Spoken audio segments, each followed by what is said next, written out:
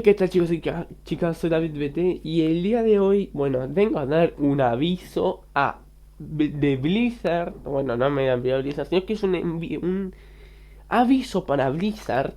Y es que mira Blizzard, tu juego, Overwatch, está teniendo el mismo puto error que tuve hace algunos meses.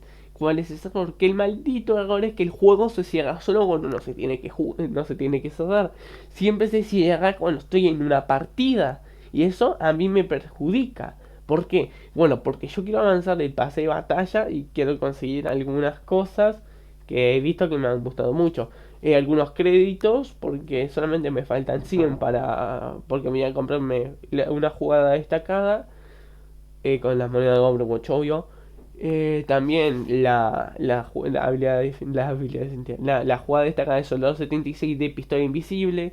Estas son las que me quiero sacar. Y tu juego de mierda se está cerrando cuando no se tiene que cerrar en medio de una partida. Y eso a mí me perjudica porque antes de irme al colegio, no se cerraba. Ah, pero cuando volví y me hizo actualizar el juego, sí que se cierra. Mira vos, mira qué casualidad, ¿no? Ahora me gustaría que te pongas a arreglar este error, porque imagínate si le llega a pasar a otros jugadores que le pase lo mismo que me está pasando a mí. O sea, me va a perjudicar a vos que a, no sé, a los jugadores. A mí me está perjudicando, la verdad. Y no es bueno, porque la verdad te he avanzado mucho en el pase de batalla como que para que esto me ande pasando, ¿sabes? Bueno, acá chicos, chicas, me despido. Adiós.